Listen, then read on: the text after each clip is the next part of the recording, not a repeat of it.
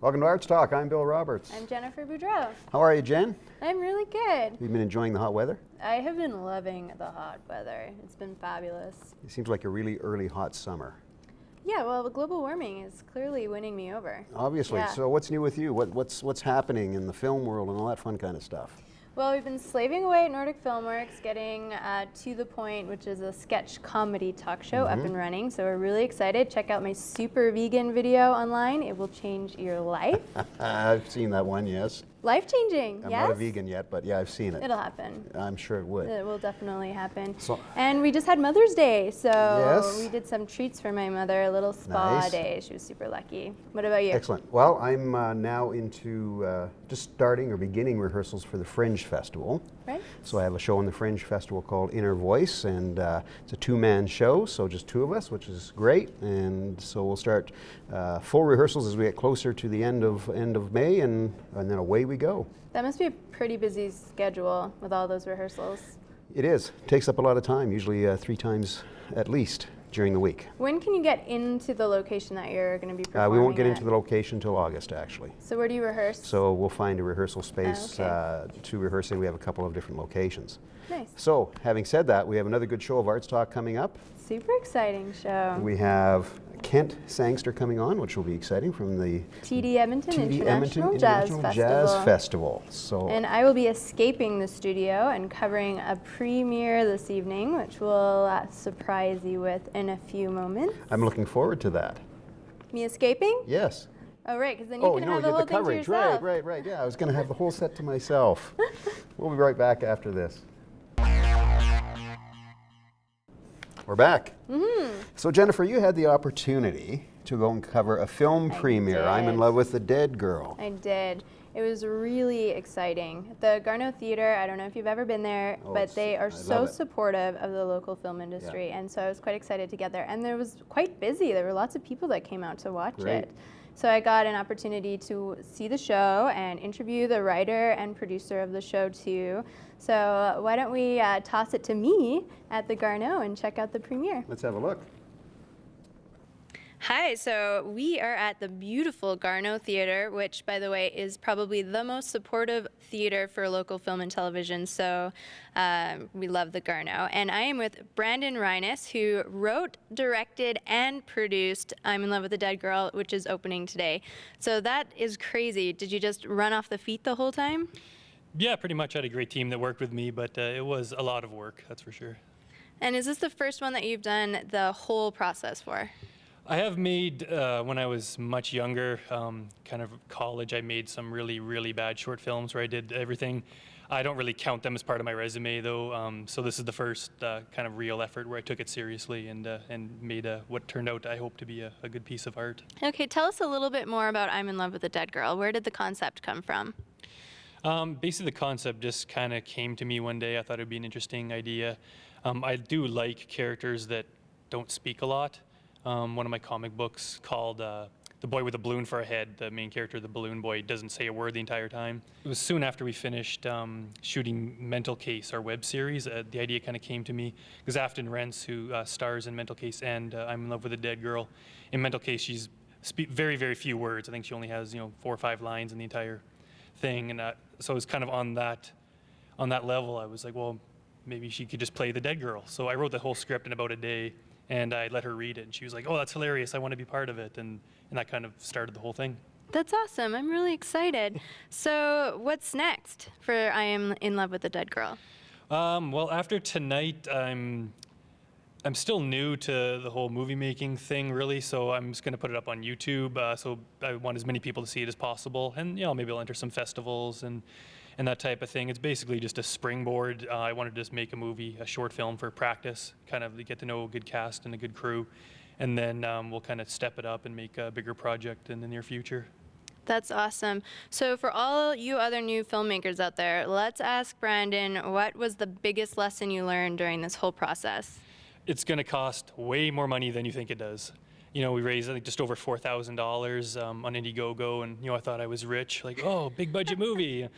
Yeah, and that was spent like 2 days. That was gone, and then next thing you know, had to pay a lot of out-of-pocket expenses, and everything just from getting the music done, getting the audio done, just even expenses related to this premiere. It adds up quickly, and now I got a better idea of what it's going to cost. So the next one I go into, I can be a bit more prepared.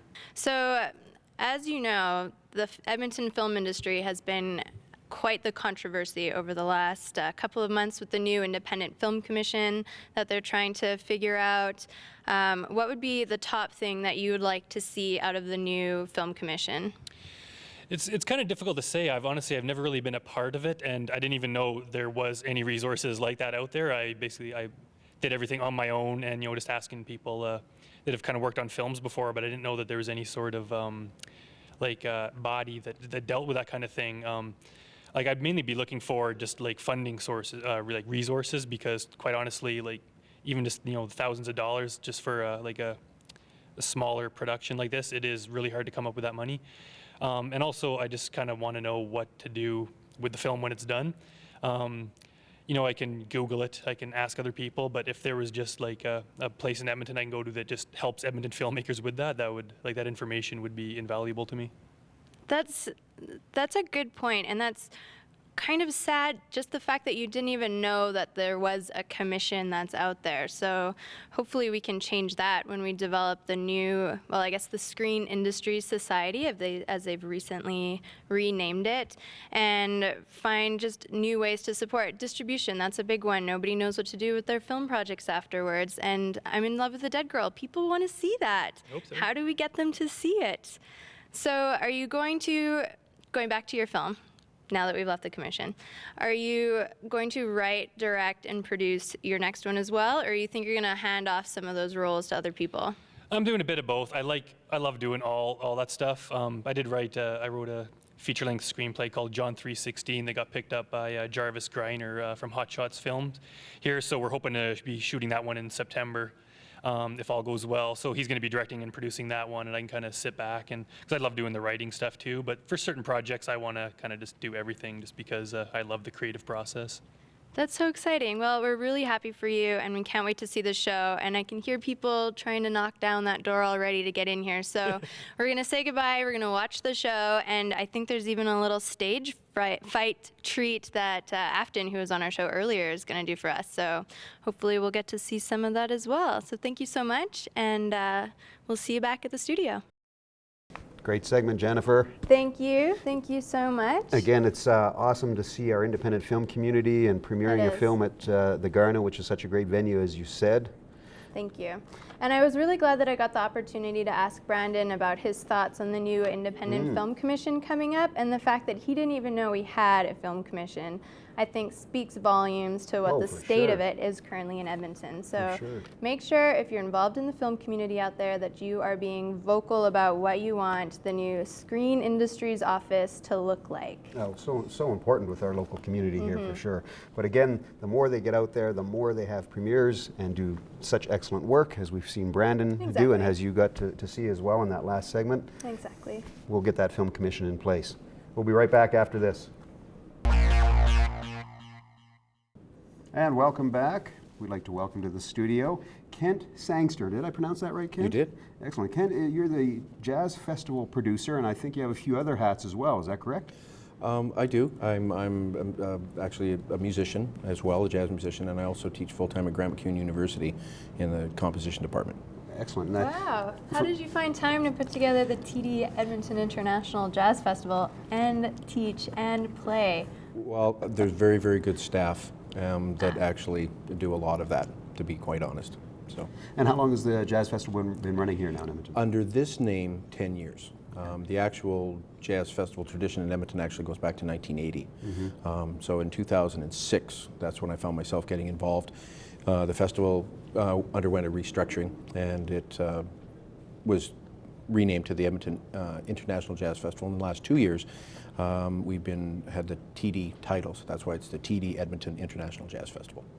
So this year's festival gets underway on June 24th, and I understand from speaking to you a little bit before we went on air that it's at multiple venues. Is that correct? Yes, we do. We do have multiple venues. We're fairly consistent with that over the years, though. The heart of the festival is still the Yardbird Suite, and across from the Yardbird Suite is a venue called the Old Strathcona Performing Arts Centre, and we also include the Winspear, of course. And this year we are going to include the Meyer Horowitz Theatre and the Har Theatre at Grant MacEwan, and the other two venues. Well, there's three actually. The other two clubs is the Blackbird Cafe and Blue Chair Cafe, and then we also partner with the Works Festival, and we run a series of noon hour concerts in Churchill Square. That's awesome that you've got all the different venues for sure. Yeah, goodness, it'll be all over the place. So parking will never be an issue because you can't park at one location, go to another one. Sure, that's a good So you're plan. quite the saxophone player that we hear. Will you be playing in the show at all this year? Actually, I don't play in the festival very often, and the main reason for that is that there's lots of work to be done. And to be perfectly honest, I find it a little overwhelming to actually do both. That being said, though, I am playing on one concert. There's a concert of the Edmonton Jazz Orchestra, which is our resident professional big band in town, and we're doing a special event concert at the Yardbird Suite on July 1st, and I will be playing in that one. So how do you decide who's going to come out and play? Like, is it based on people's favorites, the jazz fans' favorites, or how do you decide? Well, it's a year-round process, and it starts in I would say in September, and we will receive 300-400 submissions, and then I filter those, and then I go to national meetings in November.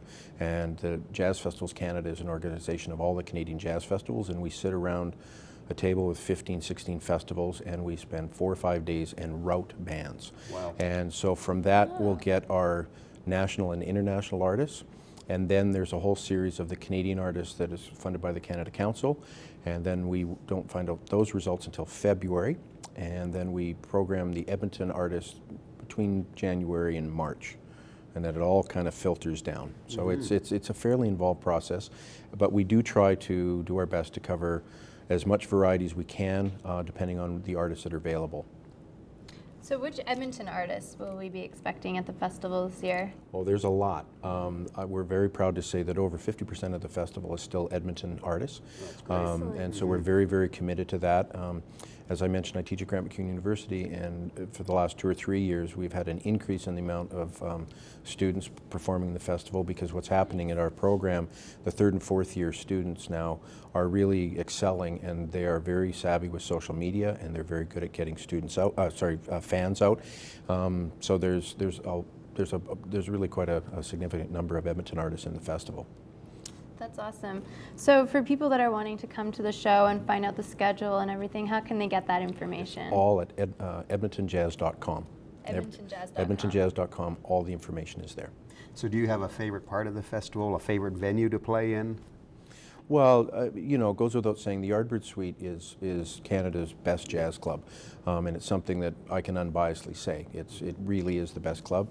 The big events at the Winspear are usually pretty memorable. This year we have Gregory Porter and the great Joe Lovano, who is actually a former teacher of mine. He's a fantastic saxophone player, so that's a double bill I'm looking forward to. Excellent.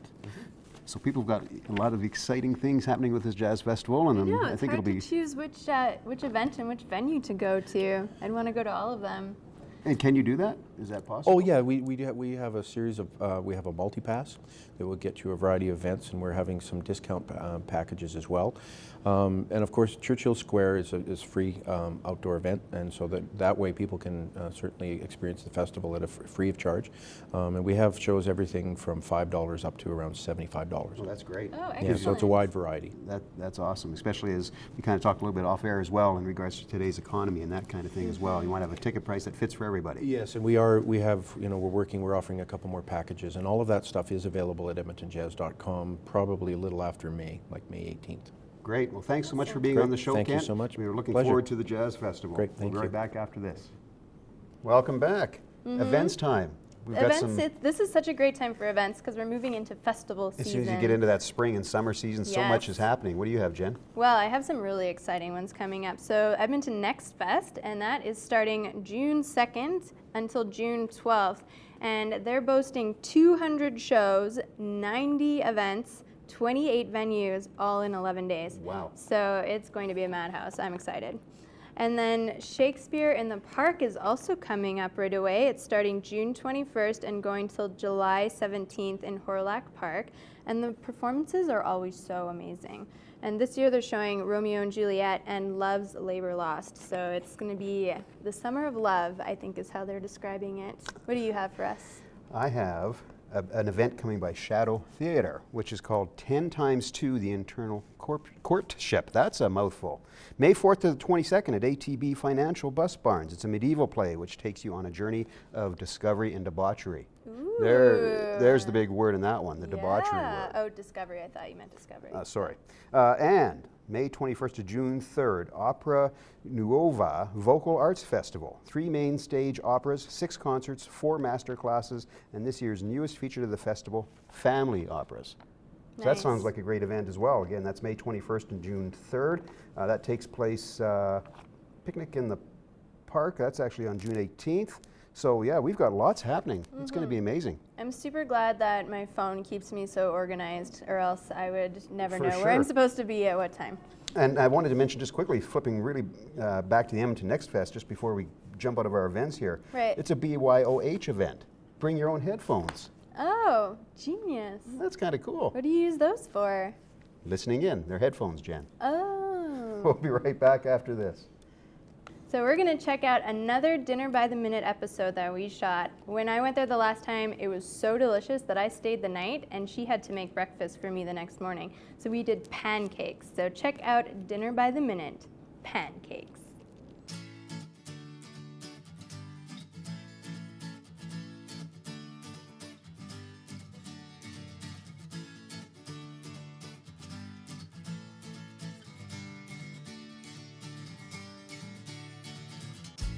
Welcome to Dinner by the Minute. I'm your host, Rachel Maskowitz, and joining us again today is Jennifer Boudreau, Alberta's superstar and host of Arts Talk TV.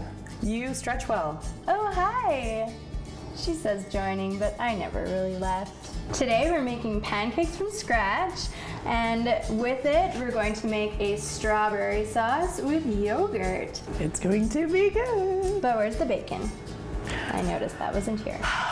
I ate it this morning before we got here. Rachel! Oopsies.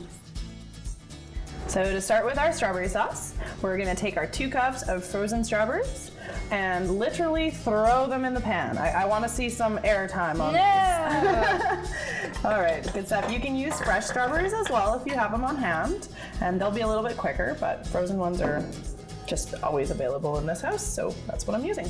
All right, so let's start with our pancake batter. Over here, I have 2 cups of flour, of whole grain flour. That's what I like to use. Keep our whole grains, lots of fiber. Put that in here first. Right in the big bowl. And please use whole grains. Your body uses white sugar, like a spoonful of, your body uses white flour like a spoonful of sugar, so.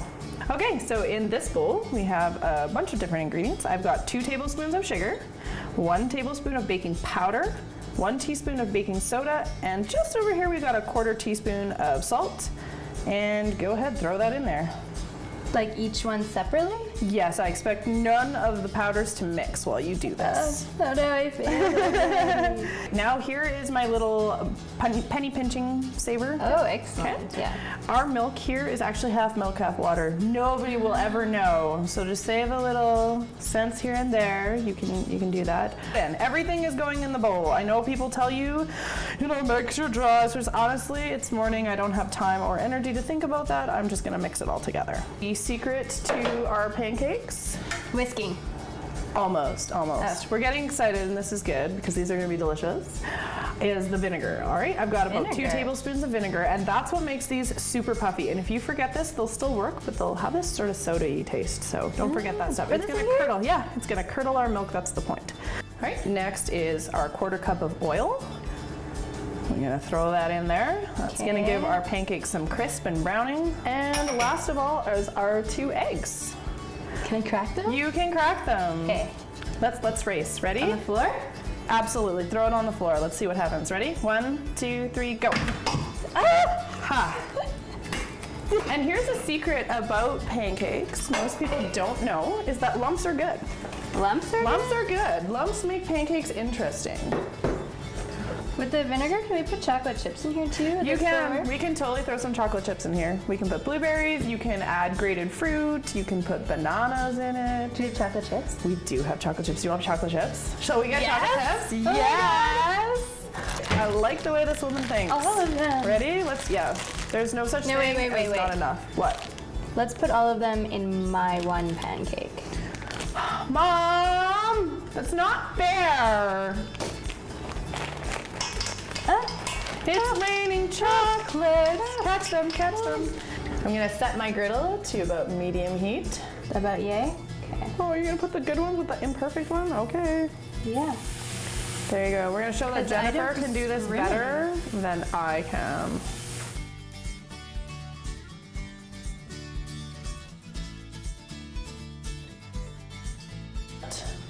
You can see these strawberries are getting like nice and mushy. There's lots of juice. We want lots of juice. Lots of juice is good. Yum. Okay.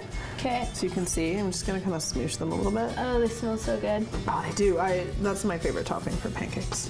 At this point, like there's lots of juice. Yep. Go ahead and add the honey. I'm gonna give you this as well. Yeah. There you go. And then just stir it around in there. With the spatula? You just go for it. Okay. At this point, as you can see, it's quite saucy and it's probably really good to go. There you go. So you can see it's thickening up. So it'll be kind of jammy-like, right? How much thicker do we want it to be? That's probably perfect. Yeah. That's good. So we're done. And we can just take it right off the heat here so that it doesn't keep cooking. And we're done. Strawberry sauce finished. So you can see it's puffing back up for the most part on us. So we're ready to go. Which one do you want? This one, my first one. You're getting all of these, Jennifer. We expect you to eat every bite.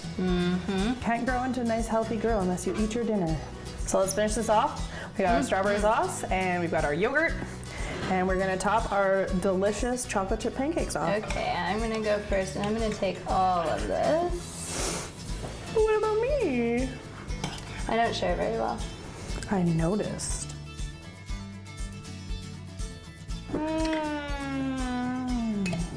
Are you serious? Are you serious? Bon appetit, and thanks for watching Dinner by the Minute.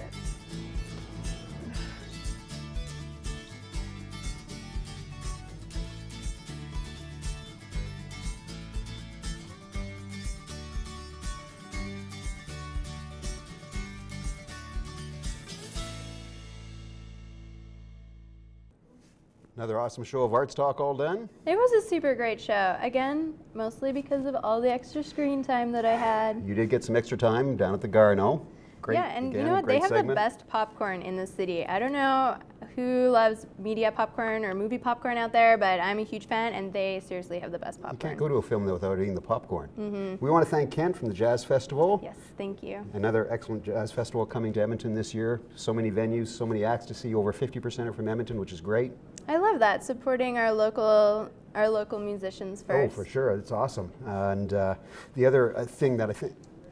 Oh, this is unusual. You always get letters in the middle of a show, Jen? My country needs me, Bill. I'm out of here. I'm sorry. I'm sorry. They need me. Jennifer? Sorry, guys. Sorry. What am I going to do without a co-host? Do I really need a co-host? Yeah, I need a co-host. Well, I guess I'm going to close this out all by myself then. We'll see what happens for our upcoming shows. Anyway, this is Bill Roberts. Good to see you again. We'll see you next time.